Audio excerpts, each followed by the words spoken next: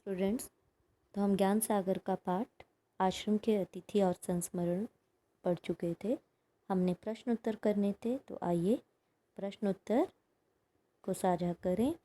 आशा है आपने भी इनको ढूंढने का प्रयत्न किया होगा। तो चलिए, पहला प्रश्न है, गांधी जी ने सिला हुआ कपड़ा पहनना क्यों छोड़ दिया?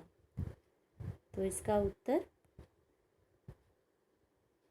गांधी जी ने सिला हुआ कपड़ा पहनना इसलिए छोड़ दिया था क्योंकि तब सुई भी हिंदुस्तान में नहीं बनती थी। ना सिलाई की मशीन, ना कैंची। गांधी जी चाहते थे कि सब चीज़ें जो काम में लाई जाएं वे स्वदेशी हों।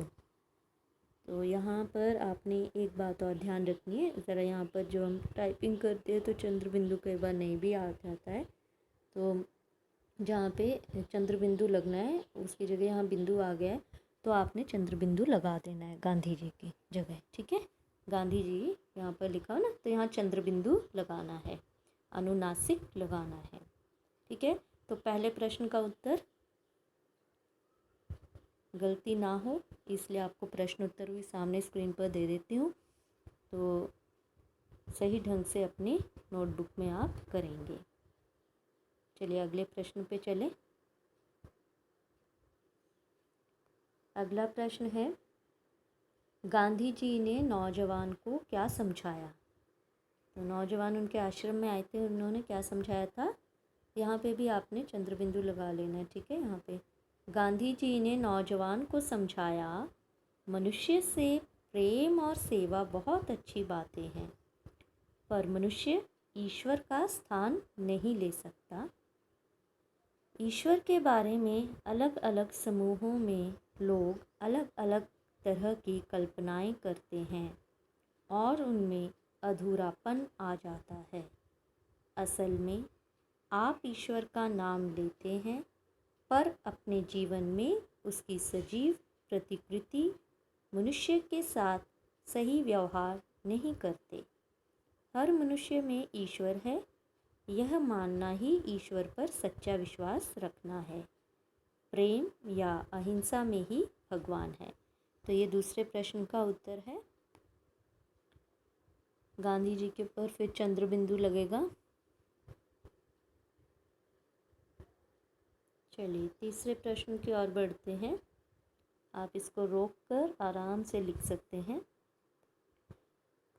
तीसरा प्रश्न है, गांधी जी कागज़ का अपव्यय किस प्रकार रोकते थे? तो देखिए, गांधी जी क्या करते थे?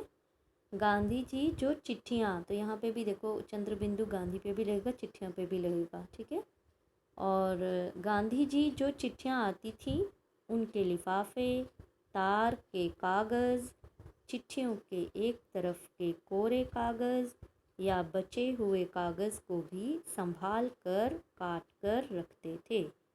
वे सोचते थे कि कागज़ का अपव्यय हमें नहीं करना चाहिए।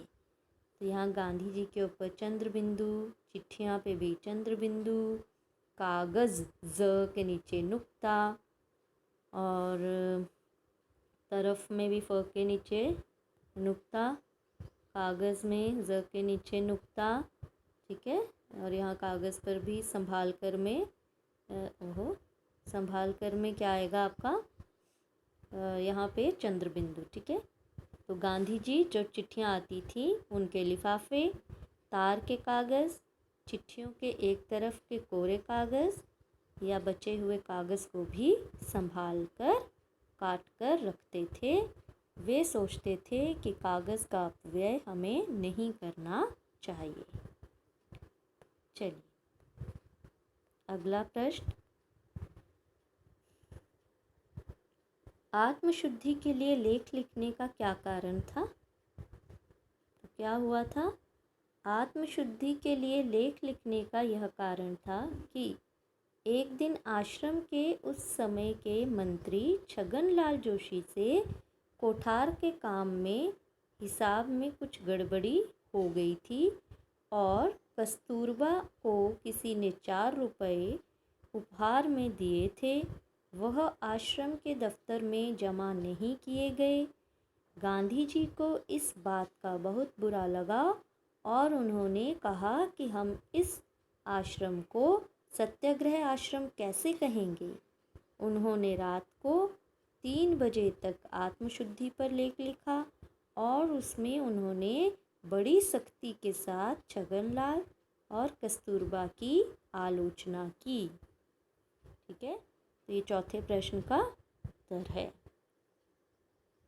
तो हमारे प्रश्न उत्तर हमने आज कर लिए, तो आप इसको सुंदर हैंडराइटिंग में बिना किसी गलती के सब कुछ आपको किया कराया करके दे रहे हैं, उसके बाद गलतियाँ नहीं होनी चाहिए, कोई संभावना भी नहीं होनी चाहिए। ठीक है, चलिए आगे बढ़ते हैं।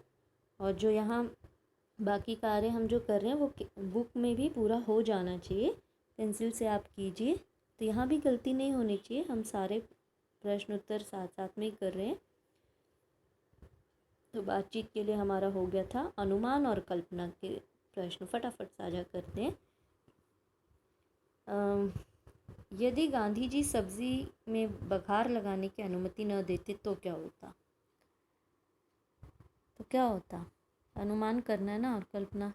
अब उस समय कहने लग गए थे हमें चक्कर आने लग गया, कुछ को बादी हो रही है, किसी को कुछ हो रहा है, तो बहुत सारे लोग लगता है कि बीमार ही पड़ जाते और कद्दू की सब्ज़ी कभी खाते ही ना, है ना। यदि आपके घर अचानक मेहमान आ जाएं तो आप उनकी सुविधा का ध्यान कैसे रखेंगे? अच्छा, कैसे रखते हैं? देखो, अगर मेहमान अचानक आ जाएं तो हमें पता होता है ना किसको, जो मेहमान आ रहे हैं तो उनकी क्या ज़रूरत है और वो उनको क्या चाहिए होता है, क्या खाते पीते हैं, है ना। अब मान लो कोई मेहमान आ जाए, उसको डायबिटीज़ ही है, शुगर की बीमारी है, तो उसको क्या करेंगे? हम बिना चीनी की चाय देंगे, उनका ख्याल रखेंगे ना।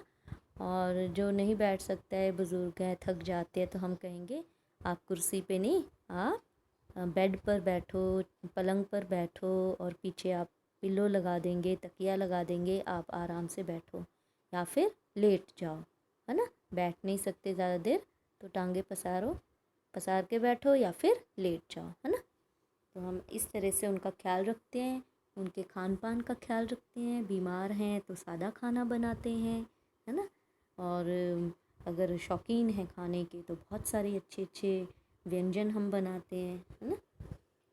अच्छा, कल्पना कीजिए कि आप गांधी जी के आश्रम में हैं, आप अपना वहाँ का अनुभव बताइए। तो ये तो कल्पना आप ही कर सकते हैं कि गांधी जी के आश्रम में, तो अनुभव क्या वो कर सकते हैं ना। ये गांधी जी के आश्रम में बस वो कद्दू ही कद्दू उग रहे थे, और कद्दू की सब्जी वो भी उबली हुई खाई ही नहीं जाती थी, है ना। कल्पना ही करनी है ना। और आश्रम में वैसे आनंद आता था और गांधी जी के साथ रहते हुए अच्छा लगता था, है ना। कुछ भी कल्पना हो सकती थी, और सत्य और अहिंसा के मार्ग पर चलते थे, है ना। चलिए भाषा की बात की जाए। कोष्ठक में दिए गए शब्दों के समानार्थी शब्द लिखिए। तो यहाँ देखिए आप, उनके लिए यह डैश कर रहा हूँ, इंतज़ाम लिखा है, तो हमने इसका समानार्थी लिखना है यहाँ पर, ताकि वाक्य का अर्थ ना बदले। तो इंतज़ाम का देखो पर्यायवाची प्रबंध भी होता है, व्यवस्था भी होता है, बंदोबस्त भी है, आयोजन भी है। तो इसमें जो भी हम लिखेंगे वो बिल्कुल फिट बैठ जाएगा। तो उनके लिए यह आप लिखेंगे प्रबंध कर रहा हूँ तो भी ठीक है। देखो, उनके लिए यह व्यवस्था कर रहा हूँ तो भी ठीक है, उनके लिए यह बंदोबस्त कर रहा हूँ तो भी ठीक है। देखो, तीनों ठीक बैठ जाते हैं। तो इनमें से जो आपको ठीक लगे वो आप यहाँ पर लिख देना।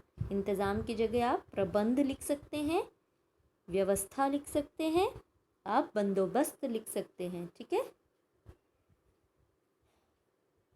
कस्तूरबा को किसी ने 4 रुपये डैश में दिए, उपहार लिखा है, तो उपहार की जगह हम क्या लिखेंगे? किस में दिए? तोहफे में दिए, है ना। उनको तोहफे में दिए। इसमें वे पत्नी पुत्र मित्र किसी को डैश नहीं करते थे। क्षमा की जगह क्या नहीं करते थे? माफ़ नहीं करते थे। ठीक है, ये हो गया क्लियर। तो ये आप लिखेंगे पेंसिल से। यहाँ पे स्त्रीलिंग और पुल्लिंग आपने बताना है, वो भी किसको देखते हुए, मोटे काले शब्दों के उचित लिंग भेद पर घेरा लगाना है। ठीक है, तो यहाँ पर देखिए क्या होगा। पहला है गांधी जी एक कुटी में रहते थे। ठीक है, तो ये पुल्लिंग है कि स्त्रीलिंग?